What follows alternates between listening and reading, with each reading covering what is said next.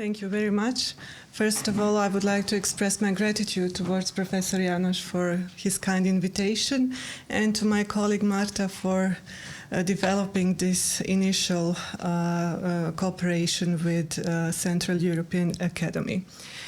So in my presentation, I will just briefly tell you a few words about Croatian accession to European Union. Don't worry, I will be very brief.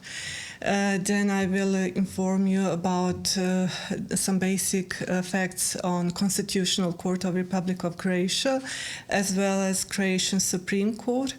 And I will touch a very important case called Perković, concerning the rule of law issues. I will just briefly touch ultra vires decisions and constitutional discussion on constitutional identity in Croatia. So, Croatian journey towards accession started at Zagreb Summit in 2000, when those negotiations for the stabilization and accession agreement started.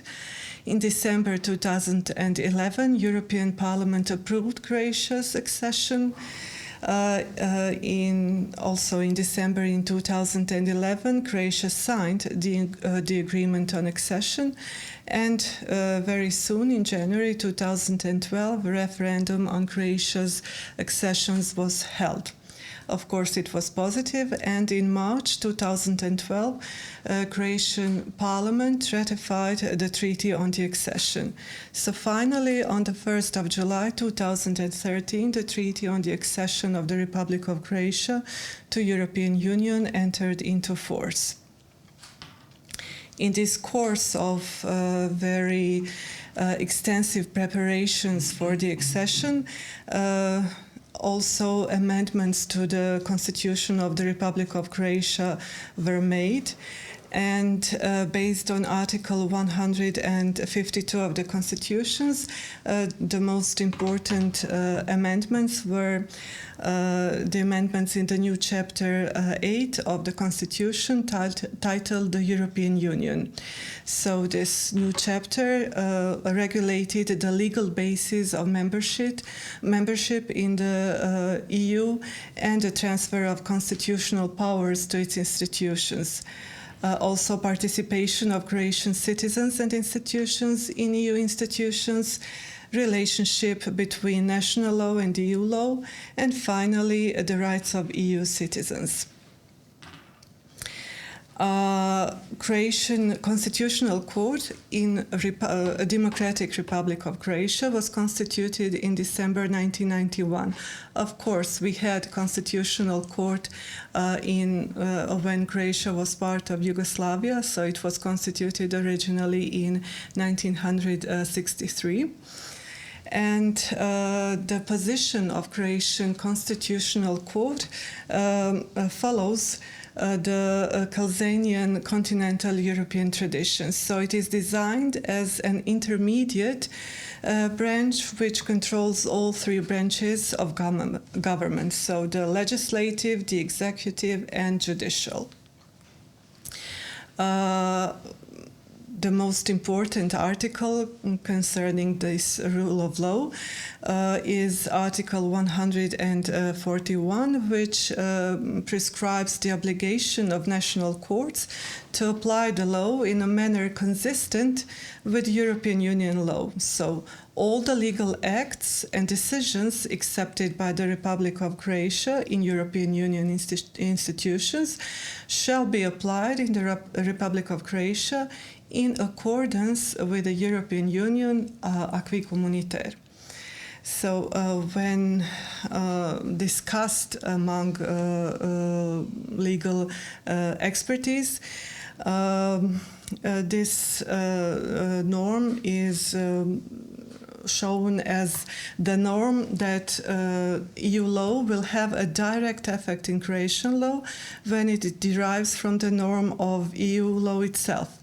So it will be superior to the Croatian law because this is its general feature. So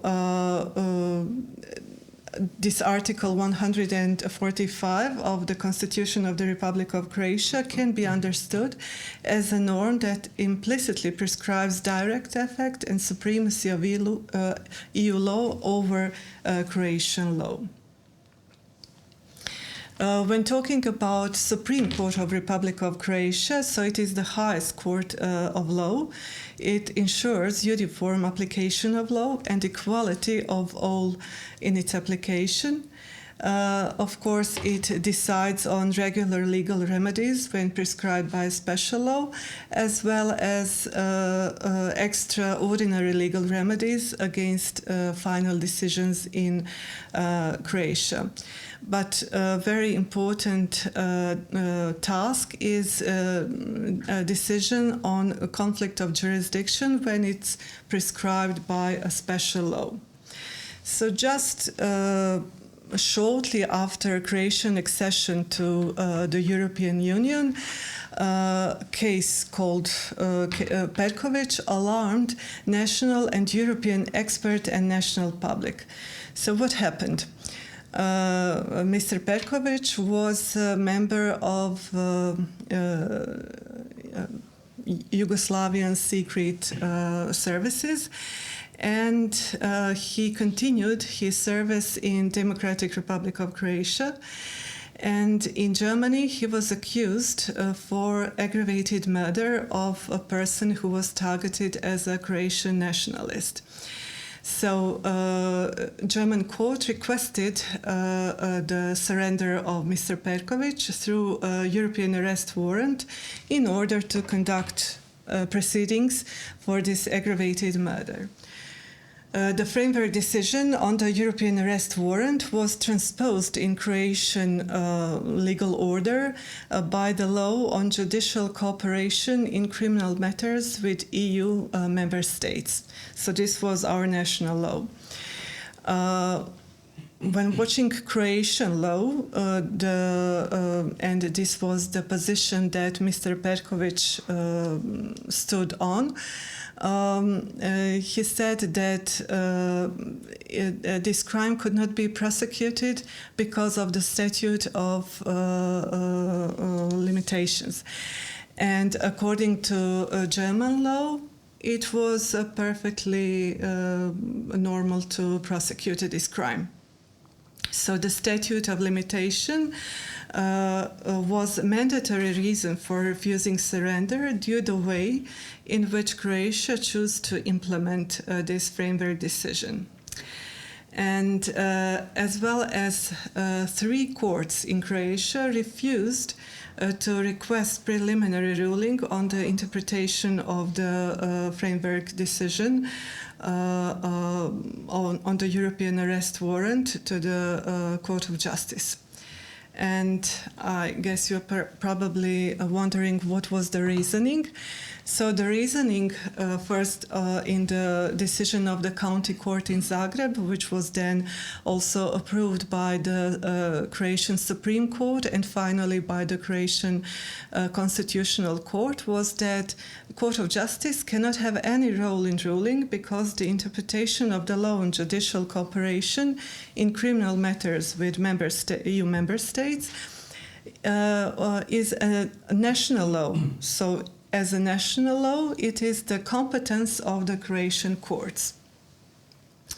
The very notion of the decision says that there is a strict division of the role of the Court of Justice and national courts as prescribed by Article 220 of the Treaty on the Functioning of the European Union, on the basis of which the Court of Justice is competent for the interpretation of community and union law, and, a contrario, the highest national courts for the interpretation of national law. So Mr. Perković was finally prosecuted in Germany and convicted there. When talking about ultra vires decisions, so Croatian Constitutional Court could, based on Articles 129 of the Croatian Constitution and 104 of the Constitutional Act on the Constitutional Court, declare judgment of the Court of Justice ultra vires in a hypothetical case in which human rights and fundamental freedoms, guaranteed, of course, by the Croatian constitution, would be violated.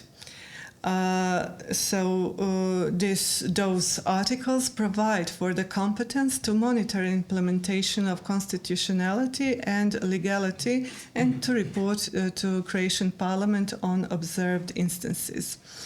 The same applies for the violation of a constitutional identity. So such decision should result in submission reports to the Croatian Parliament on perceived unconstitutionality or illegality.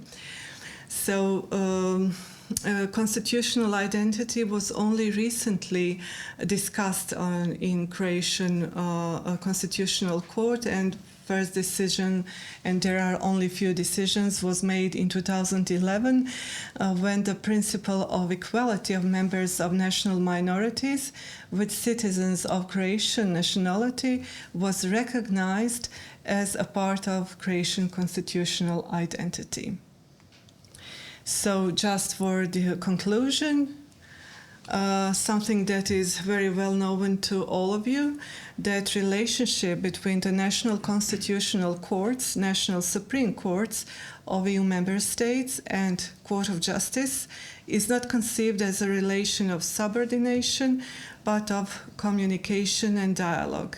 And this is all made with an ultimate goal, harmonization of acquis of EU member states and legal security for all citizens, while respecting the specificities of each member state.